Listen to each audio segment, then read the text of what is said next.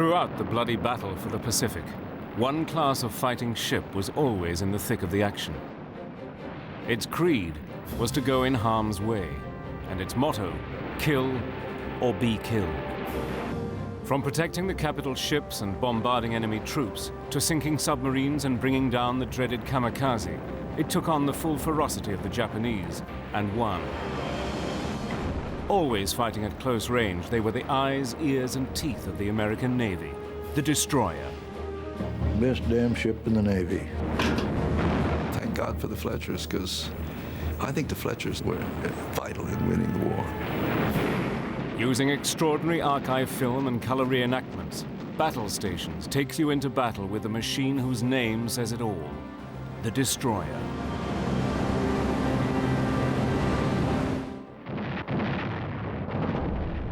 April the 9th, 1942. Japanese troops capture the Philippine peninsula of Bataan. More than 70,000 Filipino and American troops are taken into captivity. It is the largest US Army in history to surrender, and one of the blackest days of the war. Army Commander General MacArthur vowed that one day he would return to retake the islands. But that day seemed a long way away. With the loss of Bataan, Japan appeared unbeatable. Poised to sweep across the whole of the Pacific, a shudder of fear reverberates throughout the free world. But on that very day, a ship with a radical new design was undergoing trials for the US Navy. It was the first of what would become one of the most successful fighting ships of World War II. The new Fletcher-class destroyers. The destroyer had its genesis as far back as the 1870s, when motor torpedo boats were used as a means of attacking battleships. Relatively small but extremely fast, they were usually armed with a single torpedo tube and some form of rapid-fire machine gun. By the outbreak of World War I, the torpedo boat had evolved into the destroyer and had become the backbone of navies throughout the world. But in the 1920s, cautious eyes were beginning to be turned east when the first of Japan's new class of destroyers was launched. These fast, heavily armed ships with 5-inch guns were more than a match for anything that the West had. As Japan's expansionist policies increased, so did her fleet. Soon, mighty battleships, carriers, and cruisers were all coming off the slipways. Germany and Italy were also hell-bent on building up their fleets as ship after ship took to the seas. But in America, very little was done to counter these threats. The design of the American destroyer really was static into the 20s and early 30s. No new ships were built, many were decommissioned. So basically, the type of destroyer that the Navy, US Navy, had into the 20s and 30s was the World War I emergency program Fletchers. As the world entered a crazy race to rearm, American naval designers finally took a hard look at these new battle fleets. What they saw was alarming. The message was clear. As a counter to these new ships, they had to come up with a fast and heavily armed destroyer of their own. The designers also faced an added problem: aircraft.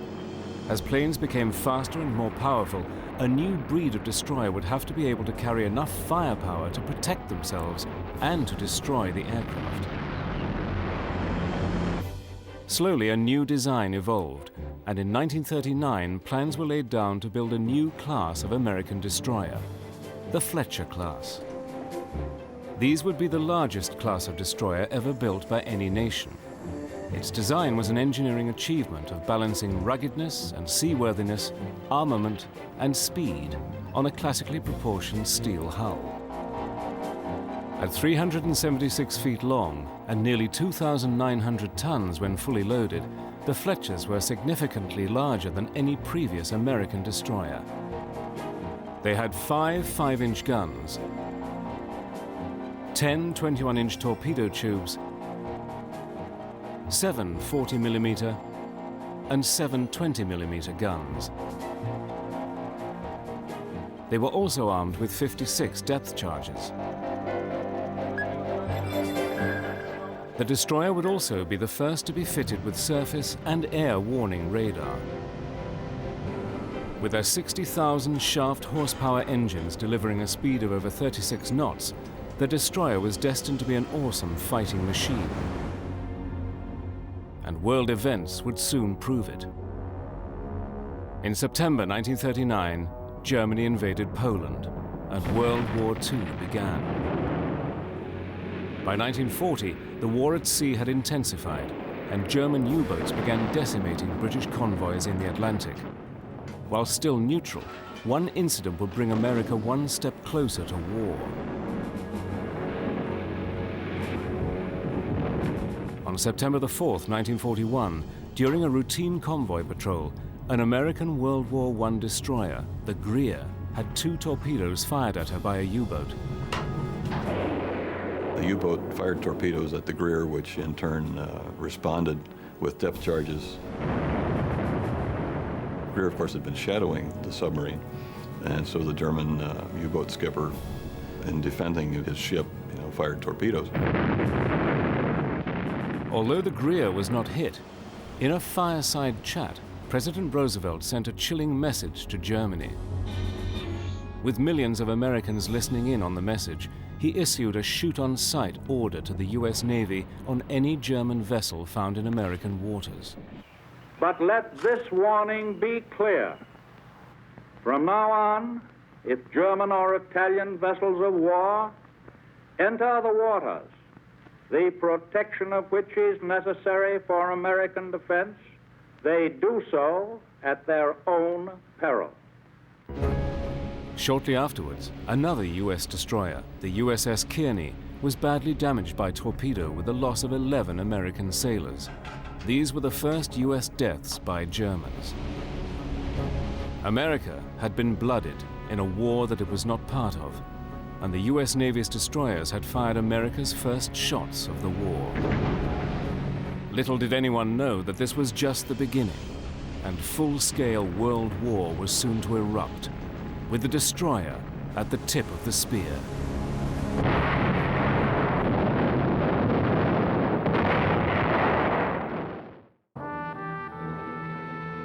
On Sunday, the 7th of December, 1941, Japan hurled its aircraft at the American Pacific Fleet in Pearl Harbor. Within 55 minutes, the fleet lay in ruins. America was at war.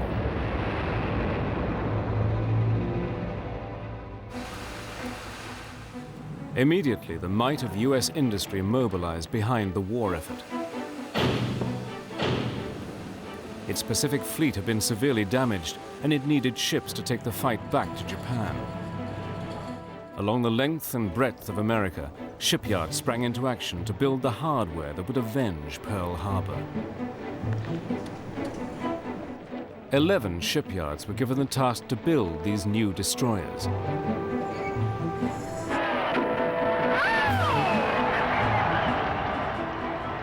As ship after ship started to roll off the production line, the call went out for seamen to man them. I was 17 years old, and I enlisted 8 days after turning 17, and about 3 days later I was sworn in and on my way to San Diego. I had been to Boy Scout camp, but it was a far cry from that because everything went by the book, it went by the bell, it went by the whistle, and the chief made us march up and down, and we had to go to bed at a certain time and get up at a certain time, take a shower every day, and shave. I'm 17 years old, shaving. I didn't have anything to shave. Straight from boot camp, these men, some as young as 16 years old, were sent to the U.S. Navy's most advanced destroyers.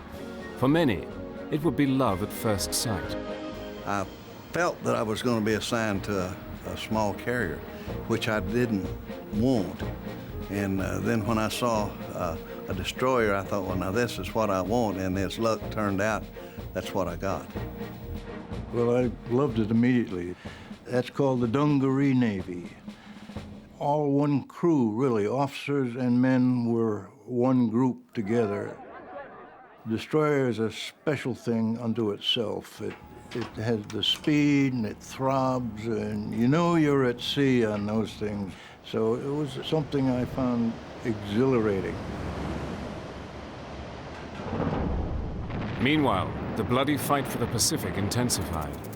Japan had conquered all before it. American forces had to take control of the sea before they could start to retake the islands, and the destroyer would be in the thick of the fighting. In June 1942 came Midway. In an unforgiving battle, the US Navy's aircraft sank 4 of Japan's frontline aircraft carriers. But it came at a price. The carrier USS Yorktown was also sunk.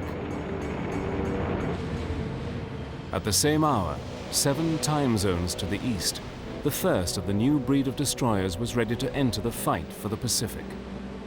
But its crewmen would soon find out the conditions aboard a US destroyer were a far call from the comfort enjoyed by those sailors aboard the bigger capital ships. Complement of the ship was slightly over 300 officers and crew.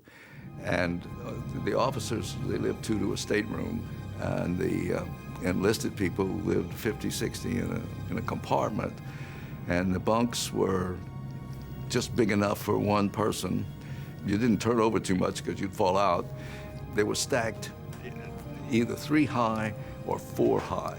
I was on the bottom bunk, so I was maybe this high off the deck, which meant I could get up easy, just roll out and start going.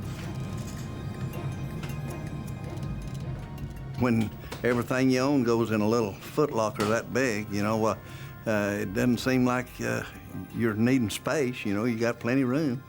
And as long as you got your bunk and mattress, well, you're in pretty good shape. Heat was tremendous. Of course, you were constantly soaking wet in the tropics. And on deck, it was always well into the hundreds. And you had to try and keep in the shade. If you were away from the landmass and moving at a fairly good clip, it wasn't too bad because you had the air hitting you. But once you got into the channel there around Guadalcanal, the heat was just terrible there. Hotter than blue blazes. And most of us went up on deck to sleep. And I can remember clearly being on the deck, and when the 5-inch gun would go off, I'd come up off the deck and bounce down, and then go right back to sleep. The food, you know, of course we had good food. You got a little bit tired of it. The old saying used to be that they had the best food in the world until the cooks got it. And then they changed it all, but they did a good job. And we ate real good, most of the time. The food was horrible. You know, I think we had a bad cook, you know. And nobody ever gave 3 cheers for the cook on our ship, I'll tell you. They called out which watch was ready for lunch or dinner or whatever. And of course, they just called it chow. And you got in line, went through with a metal tray, and they threw the food on the tray, and then you sat down and ate it, you know. I can't remember having but 1 or 2 good meals all the time I was on that ship.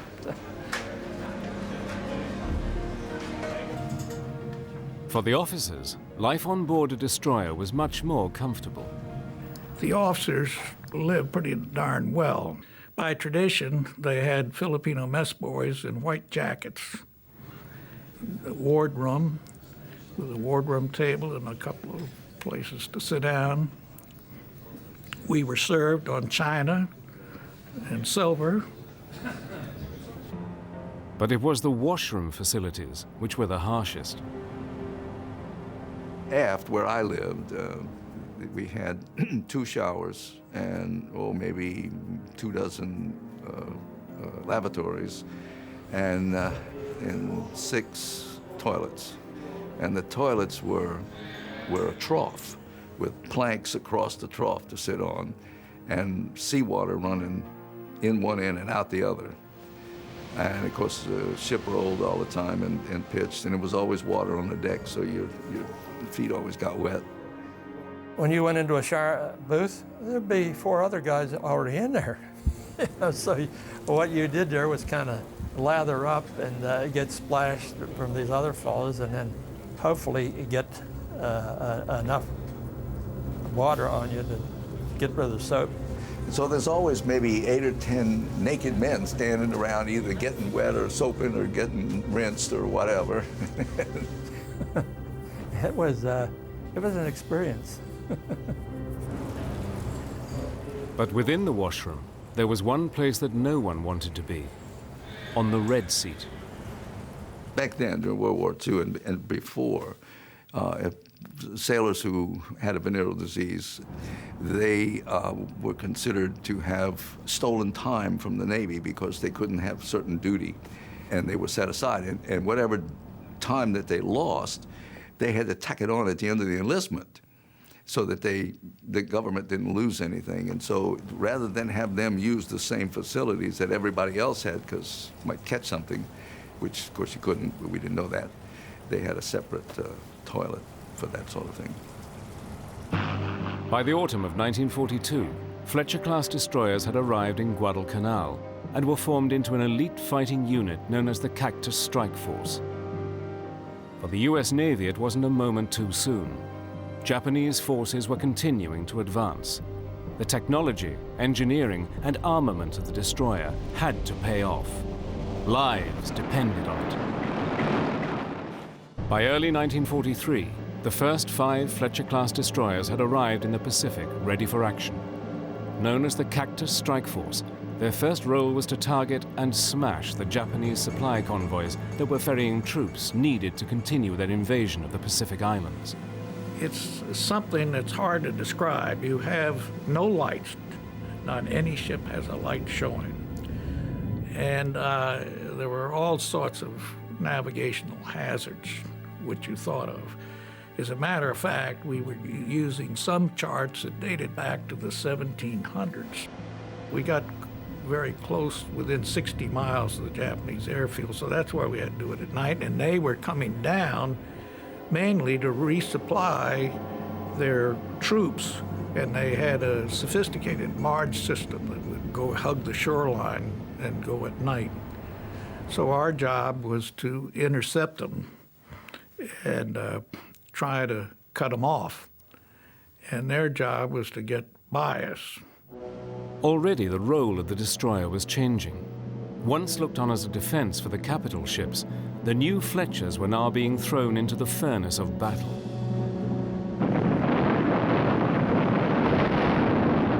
If there was a strong point you wanted reduced, you called for fire from the ships offshore, and many times it was a destroyer that provided that. They would screen the larger ships, the battleships, carriers, cruisers, performing such duties as lifeguard. Say if a pilot went down or a plane crashed astern of the ship, the destroyer would be there to pick the pilot up, usually rewarded by the carrier with a gallon of ice cream or two for their efforts. They performed convoy escort. In short, any duty that needed a fast ship to go in harm's way, that usually where the Fletchers ended up. The destroyer was a floating gun platform, and the 5 5-inch guns with their devastating firepower were its main armament. The 5-inch 38 could fire a 54-pound projectile 18,000 yards, which is about 9 nautical miles, about 10.5 statute miles. Had a ceiling of over 35,000 feet for anti-aircraft. Then, of course, it could be used rapid fire for beach invasions and that sort of thing.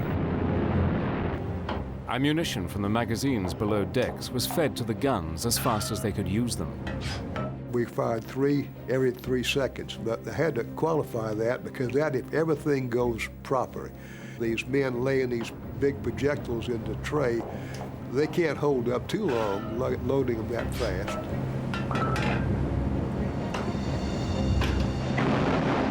I was 3 to 4 seconds was pretty good for 5 or 10 rounds. After that, your fire slows down. It's dirty. You'd be surprised that every time the gun fires, you have grease flying around and gunpowder. And you come out, you're just peppered with grease all over your face and clothes, and very smoky, very noisy.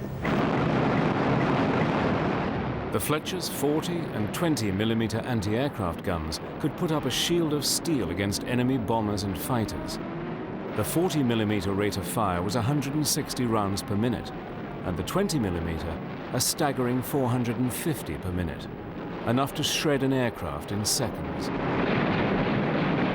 I was a loader on a 40 millimeter gun, which was a good position to be in. The problem was you were so busy loading that you couldn't really look at the plane that was coming in, and if you did, there was always a chance of you losing your concentration on getting that gun loaded. So I tried not to look at the planes coming in. Controlling all this firepower was a command center deep within the ship. Packed with the latest electronic radar, it could locate the enemy up to 40 miles away. It was known as the CIC. CIC is the Combat Information Center, and all communications and all the radar returns, all the radar equipment, and most of the radio equipment too was centered in the Combat Information Center. And all during any action of any sort, that's where everything was kept track of. With its radar tracking anything that moved above the surface, the Fletchers also had the most sophisticated sonar that enabled them to hunt down anything that was below the sea. As a sonarman, my assignment was to go up on the bridge where the sonar equipment was, and we sent out a signal underwater, a sound signal, and it went out until it hit something, and we could tell by the time that the signal went out and the echo came back, we would get the distance. And so we knew where it was. Then the officer says to the telephone talker, "Fire one." Fire one, fire one. Boom, boom, it goes out. Then fire two, fire three, fire four. And so they're going out on both sides of the ship. There are three side racks of depth charges, and you have two stern racks, and two of them are going off at a time. The side racks are 300 pounds of TNT, and the stern is 600 pounds each. So you're putting a lot of explosives down there, and it doesn't have to land on deck. It just has to get close, because it'll open seams. And once you open a seam in a submarine, there's not much else you can do. Sink. And sink they did. The Fletcher-class destroyers sank 29 Japanese submarines. But just sinking a sub was not enough. You had to have proof of a kill. To determine the kill, well, we put a whaleboat over the side and sent a crew around to see what they could pick up, and pick up a lot of flots. Sometimes we pick up body parts. The second submarine we sank, we found a piece of lung, and the doctor aboard examined it and said the man had tuberculosis, almost an advanced stage. But because the destroyers were always in the thick of the action, fighting at a close range, their losses were beginning to mount. On the night of February the 1st, 1943, the USS De Haven was spotted by enemy aircraft off the coast of Guadalcanal. Fearing that they were an interception force sent to block their evacuation, the Japanese held a full squadron of dive bombers at the De Haven. I remember hearing, knowing that there was conversation over the TBS, the talk between ships, that there were bogies in the area, and they were suspected of being Japanese planes. But our captain, for some reason, decided to wait to see if further identification of these planes could be made. And he waited, I guess, too long. And I stepped out on the starboard wing of the bridge and looked back aft across the top of the stacks, and I saw the first bomber come in. And I watched the bomb being released from beneath the plane. It was that close, and I could see it. It's still a burnt orange color in my mind. It looked like the size of a large ball. And at that instant, I said, I shouldn't be out here in the open. So I jumped inside very quickly into the sonar room. And a moment later, the explosion went off. I think the second bomb that hit knocked out the engine room. And of course, the third one would have to be the one that hit the #2 gun mount went down and set off the powder magazine down in the bottom of the ship to blow the bow off, and just blasted the pilot house and the superstructure, pushed it back. I managed to pull myself loose. I just lowered myself about 3 feet into the water, swam away. I saw no other person until I was farther away from the ship. Then I realized there were other heads bobbing around in the water. And I looked back perhaps a few minutes later and watched the ship slide under the water. There were 167 men killed and 38 or 39 wounded. The De Haven was the first destroyer to be lost and the 15th American ship to be sunk in the bloody Guadalcanal campaign. But unknown to the men of the destroyers, it was just the beginning. Darker days were coming for the ships of the Pacific and their crews. By the spring of 1943, the Fletcher-class destroyer had established itself as a relentless multi-role attack machine against the Japanese. Constantly ready to go into action, each man's nerves were on edge for the dreaded call to general quarters. General quarters, man your battle station. It was a little bit scary.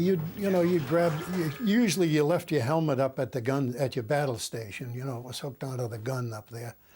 So you just grabbed, if you were dressed, you went like you were. If you weren't dressed, you'd try to throw a pair of pants on and get up there as quick as you could. And you'd go up and man your station and then just wait from there to see what was going to happen next.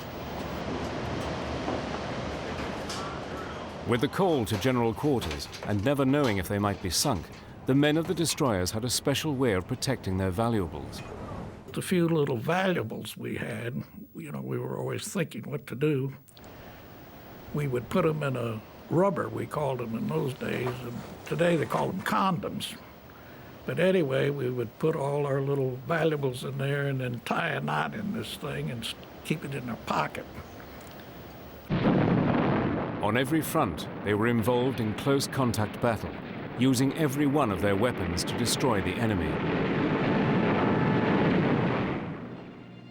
But perhaps one of the strangest weapons they used was on the night of April the 5th, 1943.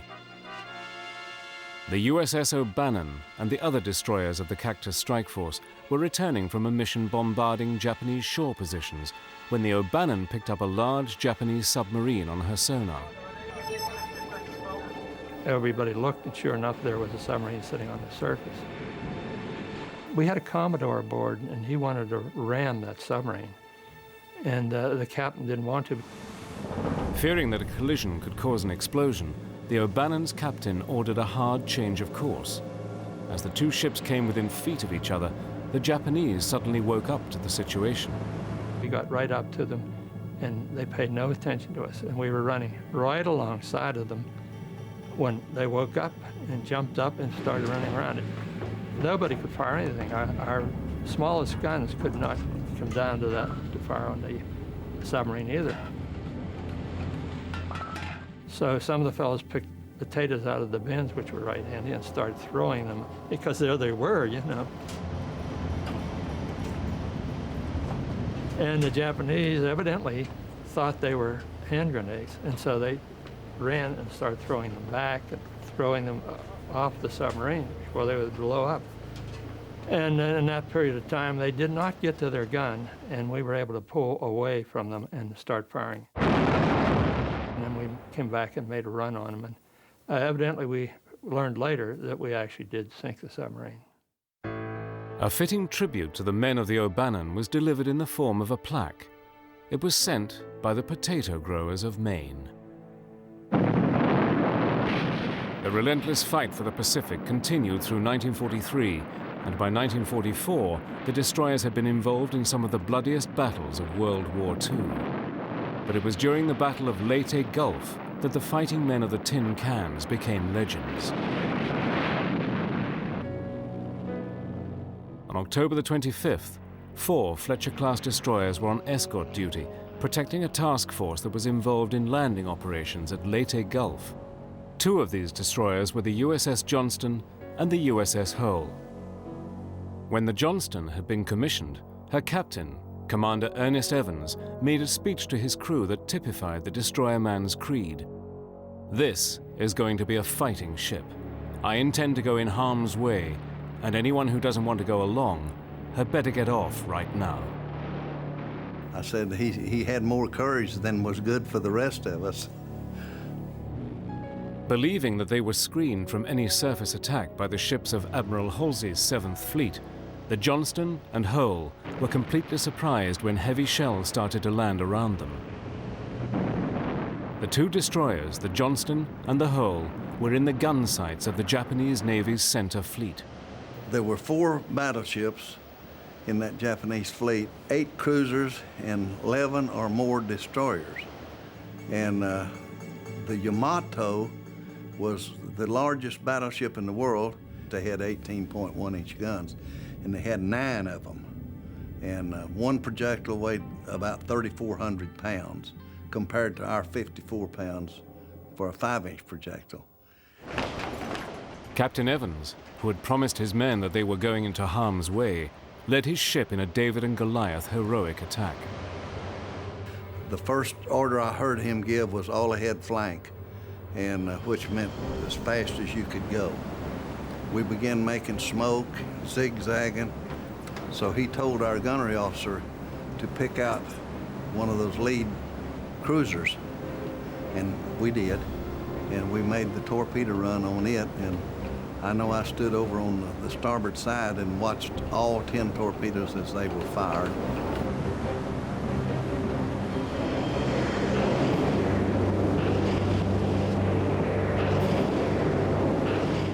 We completed our run, and then we turned, and we was trying to retire into our own smoke, and then we was hit for the first time with the 3 14-inch projectiles, mostly amidship.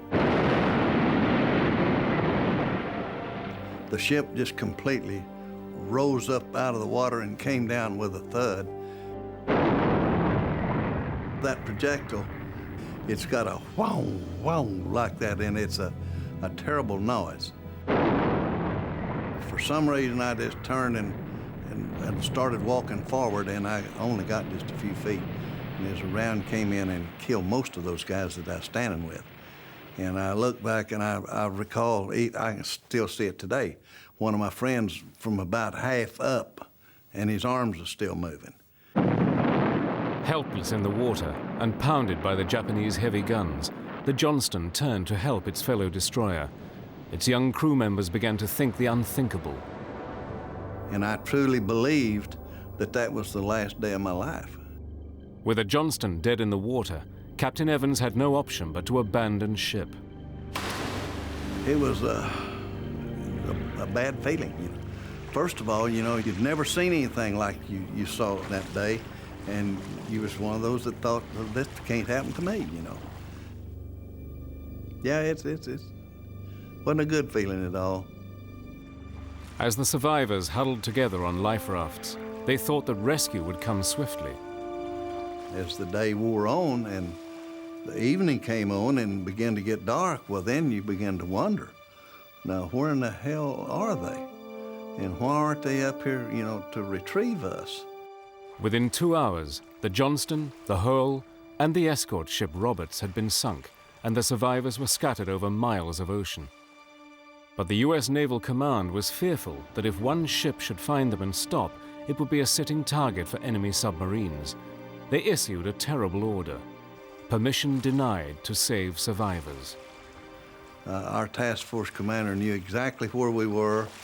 He knew we were in the water. Other ships was asking permission to come back and get us, and it was denied. The men had sacrificed themselves to save the carriers and protect the landings at Leyte Gulf. But for the crew of the destroyers, abandoned in the sea, the horror was far from over. We saw our first shark about 3 o'clock that afternoon. Somebody would scream out when one of them had a hold of them.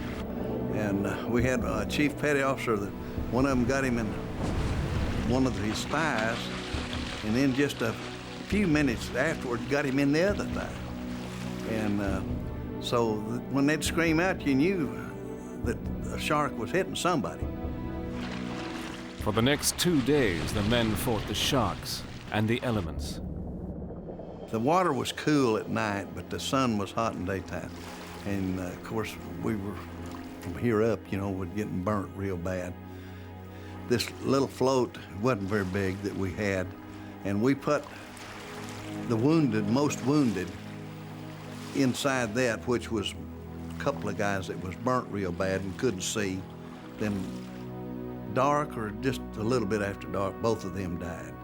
So we let them slip beneath the surface.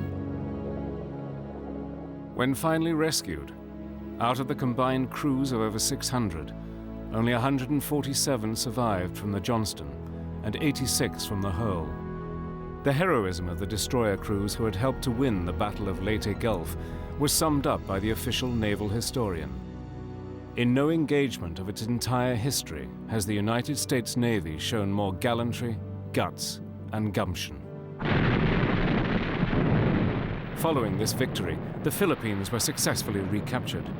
General MacArthur had fulfilled his promise to return, and a destroyer was there to help fulfill that vow. But for all its armament, the destroyers were small and vulnerable warships, and it was not only from the hands of their enemies that the men of the destroyers faced death. Sometimes nature would unleash itself, with devastating consequences. By late 1944, the Fletcher-class destroyers were now coming off the slipways at an incredible rate of 4 each month. As soon as they had their shakedown cruise, they were hurled into the bloody battle for the Pacific. As American forces slowly recaptured each island, the price in lives kept going up. With the Japanese refusing to surrender, it was a case of kill or be killed. But for the men of the destroyers, death sometimes came from forces which even they could not fight. During the autumn storms of 1944, the USS Spence was part of the escort for Task Force 38. If you was watching the ship, it put it clear out of sight where it would go below the waves, you know, and you think, well, it's gone. Then next time it'd be up above you, 50, 60 feet or more. Sometimes wind was so strong, if you into the wind, you couldn't breathe. The next day, the weather became even worse, and then the storm became a typhoon. In winds of over 100 miles per hour, huge quantities of water swamped the Spence. I was on the watch on that, and I had all kinds of rain gear on and everything, and the earphones, and you know, it seemed awful funny, like when the ship laid over on its side, and you're walking on the side of it, and then all of a sudden it turns all the way over, and throwed me out in the water then. I didn't dream there'd be a storm enough to sink any ship, any man-of-war ship, anywhere. At about 11 o'clock in the morning, with winds now reaching over 120 knots, the Spence capsized.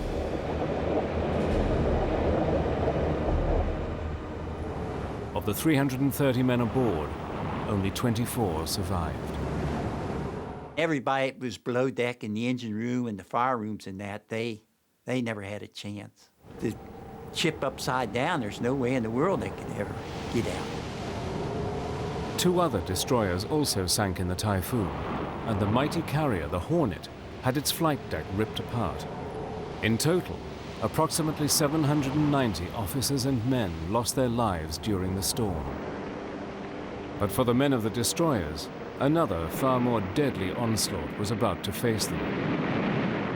By late 1944, during the Battle of Leyte Gulf, the Japanese, desperate to defend their positions, turned their fury into a new form of attack, the kamikaze. Again, it was the destroyers that were in the front line of battle. Their mission was clear: target and kill any kamikaze aircraft that came within the vicinity of an aircraft carrier. It was a total suicide effort. First time I saw it, I couldn't believe it. They came in, and we were in a big formation. We had destroyers in a circle in the middle of the big ships. And they had to fly over us to get to the big ships. And I would see these planes coming in, and see the shells going out, and we fired the 5-inch guns. They'd say the proximity fuse, which meant they would explode and shrapnel go all over the place. And 40 millimeters are going out, the 20 millimeters are going out when they get close enough. And you just sit there and say, well, how can you get through it? There's so much metal up there that they're bound to run into something. But it didn't hit the right place, then this thing still flew. So we just grit your teeth and you keep shooting, bang, bang, bang, until finally you'd hit it, or it would fly over you and go look for something else. But sometimes the kamikaze pilots targeted the destroyers. On April the 6th, 1945, the USS Bush was on picket duty off the coast of Okinawa when CIC's radar picked up a large formation of enemy aircraft. We first spotted them about 50 miles away. We saw a pretty large group, probably 10 to 20 planes. And here's another group behind that. And then almost immediately a third group, and then a fourth group. And so we knew this was going to be a big one. Within a few minutes, the Bush knew that they were the target. We had a plane coming in at low on the water, on our bow, right for us. We fired everything come loose, the 5-inch, the 40s, the 20s, all were firing, and didn't stop him. A very skilled pilot, and he knew what he was doing, and he hit us exactly right in the spot, the most perfect spot possible, and that is right between the two stacks, right at the waterline. Then about a half hour later, another one came in a little higher and peeled off and came in and hit us on the other side exactly the same way. And then about a half hour later, a third one came in and crashed into the forward right with the forecastle, and that was the most damaging hit in terms of people killed, because we had people out on deck there, and he sprayed gasoline, flaming gas, all over that forward deck. With its hull almost torn in two, the Bush sank, taking 87 of its crew with it.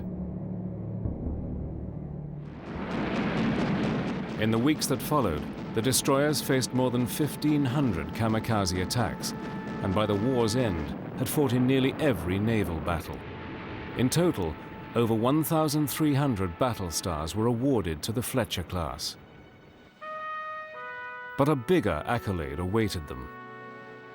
In August 1945, Admiral Bull Halsey ordered that 3 destroyers, the USS Nicholas, O'Bannon, and Taylor, should accompany the mighty battleship Missouri to accept Japan's surrender because of their valorous fight up the long road from the South Pacific to the very end. We met the Japanese destroyer that came out of Tokyo Bay with the harbor pilots and peace emissaries. And we sent our whaleboat over there and picked them up and then transferred them to the Missouri and to other ships in the fleet. It was quite an honor. By the end of World War II, 175 of these tough destroyers had been built and sent into battle, but at a price. 25 had been lost. The hulls of steel are long gone, but for the men of the destroyers, the fighting spirit lives on. Thank God for the Fletchers. It was the finest destroyer that was ever built. Be a captain of a destroyer. You're a king in your own world.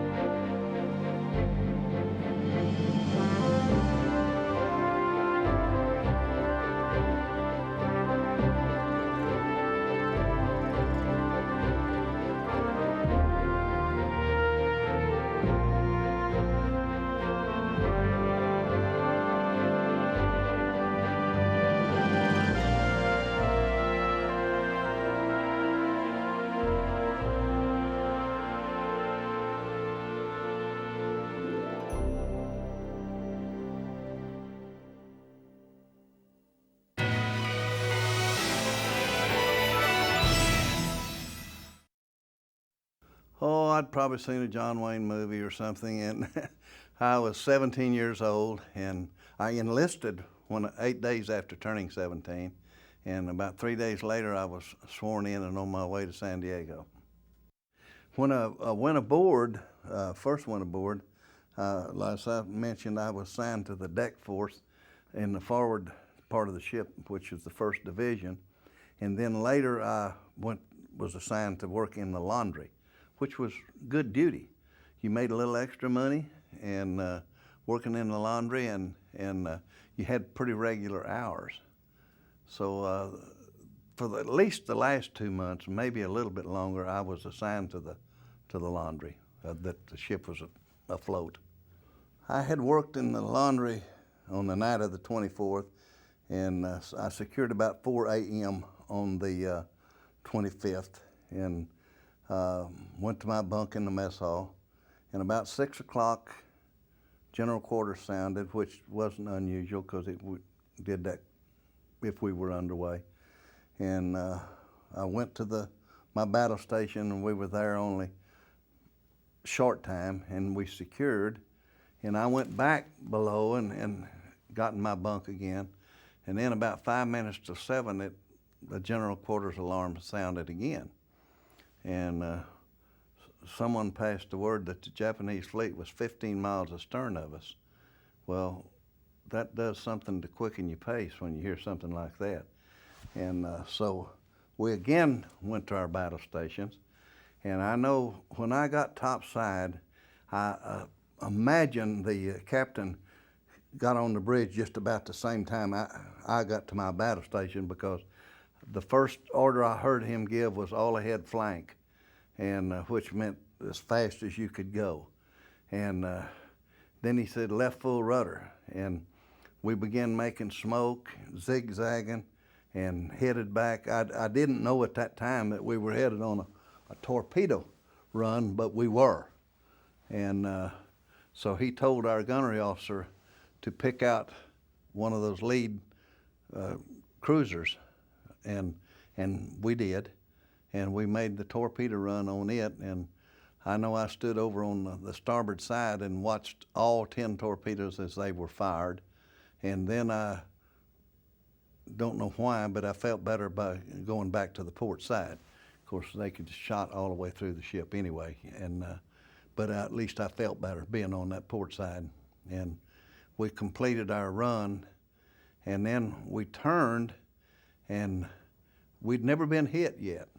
And we was trying to retire into our own smoke, and then coming out of the smoke and then a rain squall, and then we was hit for the first time with the 3 14-inch projectiles, mostly amidship, and then followed by 3 6-inch, one of at least hit the bridge, killed and wounded several. And then from then on, it was a constant hammering of one right after the other. When you were being hit with those, it was terrible. It was a terrible sound.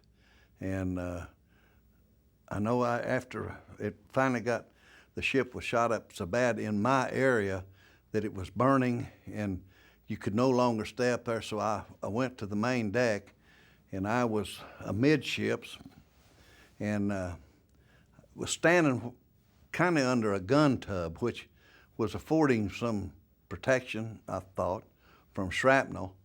And then for some reason I just turned and started walking forward, and I only got just a few feet. And as a round came in and killed most of those guys that I was standing with. And I look back and I recall, I can still see it today, one of my friends from about half up, and his arms are still moving. And I thought, well, you know, it's you now, but it'll be me in a minute. So that's the way I handled that, I guess, knowing that I was about to die too, you know. And I don't guess I thought too much about it, except my main feeling was, now how was my mother going to handle this? You know, I knew I was about to lose my life, but I wondered how she'd handle it. No, not really. You didn't see any panic going on. people just conducting themselves normally, or normal as you can get in a case like that, I suppose. And I know when I abandoned ship, one other man and I swam off of the port quarter, and probably 75 or 100 yards. And we were about probably 20 or 25 feet apart. And there was a round came in and hit between us. And we didn't know where it came from right at the time, but we thought they were shooting at us, but they weren't. It was a ship out there that was still shooting at our ship, which was still afloat, and one of the rounds just fell short and fell between. So needless to say, we relocated after that. And we went more to the stern of our ship where most of the people were. And then after the Johnston rolled over and finally sank, I had a feeling of mixed emotions. You know, I thought, well, if it would go down, maybe they'll get out here and leave us alone. But on the other hand, once it goes down, they won't have anything to do except direct their attention to us in the water. And but when it did go down, one of their destroyers came up through those of us that was in the water, and I was probably 25 yards to port of the Japanese destroyer, and some were much closer than I was. And nobody was on the gun. They were. I distinctly remember people being in khakis. I don't know if they were Marines or what, but they were lining the ship and, of course, shouting at you, you know, and saying something. I didn't know what they're saying. They didn't really care, you know, as long as they got on out there and left us alone. And they did. Once they cleared they slowed down real slow. They probably wasn't running 5 knots. And when they got through their people, well, then they kicked you to head, you know, and went on over. Because they was needed at the time, too. They had a cruiser that was sinking, and they was trying to rescue, you know, the people that was going on that ship. So they was needed somewhere else, so maybe that's one of the reasons they didn't direct their attention to us. That first night, it was a long night. We saw our first shark about 3 o'clock that afternoon. I hadn't even considered sharks up until then. And we saw one, and he was a pretty good size one. He was working his way in on our group and came on in, but he never hit anybody at that time. But we never had anybody hit until after dark, and I don't know whether he was one of them or not, but we had people, we lost a few lives to sharks, and some wounded very seriously from their shark bite. But then morning came, you know, you're wondering, well, what the hell happened to them, you know? Where are they? And then about 6 o'clock the second morning, there was 2 guys said they was going to try to swim to Samar, and you could see the island very clearly, but it was a long ways distant. And so 6 more of us said, well, about 6 hours from now, we will also depart and try to make it. Maybe some of us will make it there and to get some help. And we did. And then about 4 o'clock that afternoon, well, I thought that we saw a couple of guys, and I thought they were in a boat. And we got a little closer. One of them said, we have some water. And I said, well, hell, they speak English. Maybe they're Filipino. And then as we got closer, I realized it was the 2 guys that started swimming earlier that morning, and they didn't have a boat, but they did have one of our life rafts that had been blown off the ship during the battle, I suppose, but it was pretty well intact. And so we joined up on that, and we hung on to it then the rest of the way. Well, I guess some people probably did, but I thought, well, as long as I'm breathing, you know, I've got a chance. And the only way you'd know after it got real dark, you know, when there was a shark around, when somebody would scream out when one of them had a hold of them. And we had a chief petty officer that one of them got him in one of his thighs, and then just a few minutes afterward got him in the other thigh. And when they'd scream out, you knew that a shark was hitting somebody. And I know I had a guy I was right next to him, and he got hit in the back, and took several stitches in his back to close up the wounds. But if it hadn't been for that Cape Lock life jacket he had on, it'd probably killed him. But the shark got a good mouthful of that life jacket, which helped him. But and he just recently died last year, so he survived all these years. Well, I've often said, I guess, people who have never hallucinated can't really feel how real it is. I think we all did. Fortunately, we didn't all hallucinate at the same time. I know after we were in the water, and I had the feeling that I was drifted alongside a destroyer escort. And it seemed very real to me that I climbed aboard that destroyer escort. There was nobody on board. I went to the various drinking fountains trying to find water. Not being successful, I got back on the raft. And then a little bit later, it's so real to me. I said, have we seen any ships?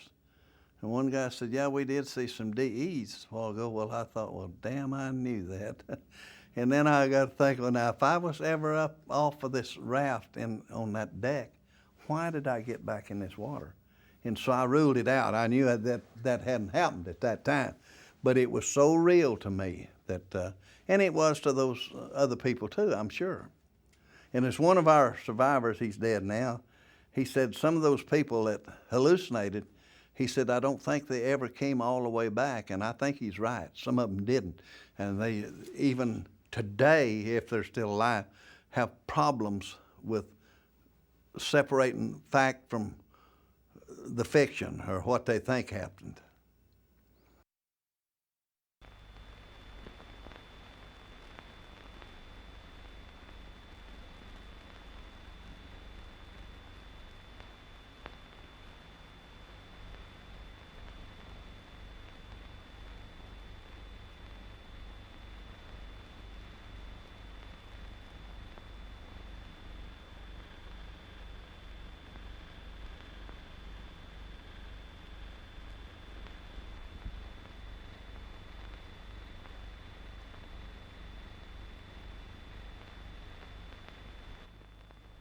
The USS Softly was a general-purpose 2,100-ton destroyer of the Fletcher class, equipped to provide anti-aircraft, surface and shore bombardment fire, deliver torpedo attacks, and furnish anti-submarine protection.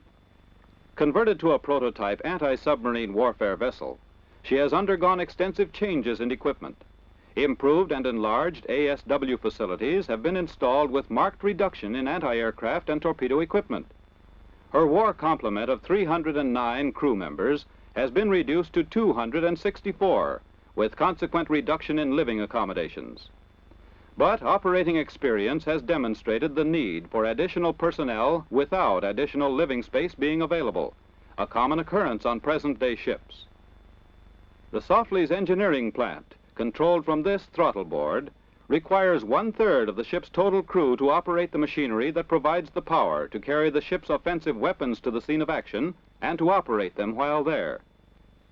Propulsion equipment, such as this fire room, is particularly costly in space and weight in combatant types. This is the price of speed. Communications with other units are coordinated by Radio Central. Messages, both manual and teletype, are transmitted and received, and voice and visual traffic is serviced and filed. This is considered a commodious space in a destroyer. The Combat Information Center receives and displays all types of information necessary to support command decisions. This compartment illustrates the increasing cost of this service in space, men, and equipment. The 5-inch plotting room shown here in operation is typical of the complex gunnery installations, which make heavy demands on manpower and space within the ship's hull. This elaborate underwater battery plotting room exemplifies the Softly's primary mission of anti-submarine warfare. The installation of this complex equipment improves the ship's ability to deliver killing attacks, but the necessary space has been obtained at the expense of the crew's living quarters. Moreover, the number of personnel required to operate and maintain this equipment has greatly increased over that of earlier gear. Also, additional space and weight is utilized by the air conditioning installation, considered essential for the efficient performance of personnel working here. To handle ever-increasing paperwork and records, this ship's office accommodates files and working space for 4 yeomen.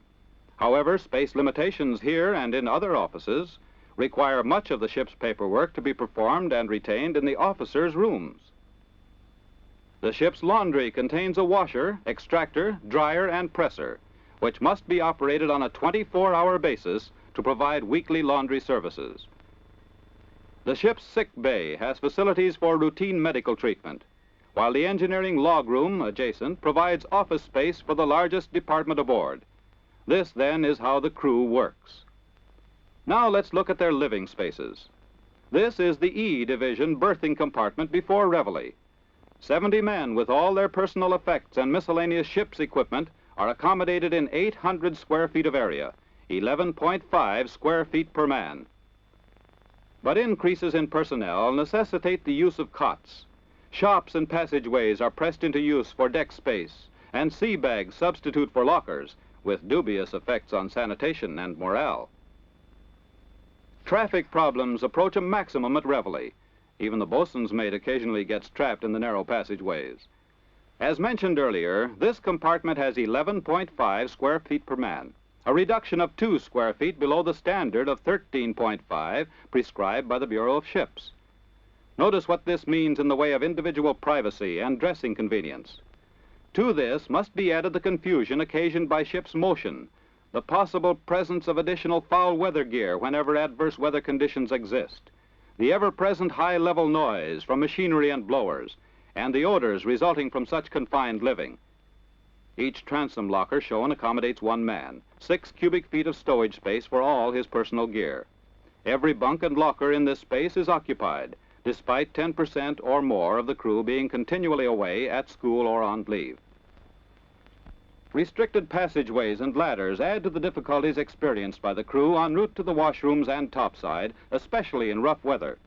Notice the large locker in the background containing electronic spare parts. This utilizes space which would otherwise be available for personnel lockers or peacoat lockers. This is the passageway at the top of the same ladder shown in the previous scene. All the after living compartments funnel traffic up through this space into the heads and washroom forward, or out onto the main deck through the door shown in the background. This crew's head has 1 urinal per 41 men and 1 seat per 21 men when all equipment is working. The after crew's washroom has installed 1 wash basin per 16 men and 1 shower per 49 men. These figures are very close to Bew ship standards, and these 2 spaces are considered better than average for destroyer types. Even when occupied, the after crew's head is considered large for a destroyer and far superior to the forward crew's head. Normally, the after crew's washroom can accommodate the number of personnel assigned, tattoos and all. However, during periods of maximum utilization, the presence of excessive water vapor indicates the need for improved exhaust ventilation. This space serves 2/3 of the crew and is considerably superior to the forward crew's washroom, which was too small to be photographed. Notice that no provision exists for hanging gear or for drying towels. To increase the available berths, the mess hall also serves as a berthing space for 31 men. Folded mess tables and benches are visible in the foreground, and the storage of clothing and shoes thereon is a common occurrence. Considerable difficulty is experienced in access to the lower bunks. The passageway shown comprises 1 of the 2 available routes from all forward berthing spaces to the forward crew's head, which is abaft and 1 deck above this space. The dual use of this space prevents late hammocks for the mid-watch, since all bunks must be secured for meals. Also, access to lockers is impossible during meal times. In addition to the inaccessibility of the lockers shown, Some are unusable due to steam fittings located inside. The ship has a total of 264 lockers for the crew, with the majority being the standard transom locker, shown here. Personnel in excess of this number must use sea bags or share lockers, as 19 are doing at present.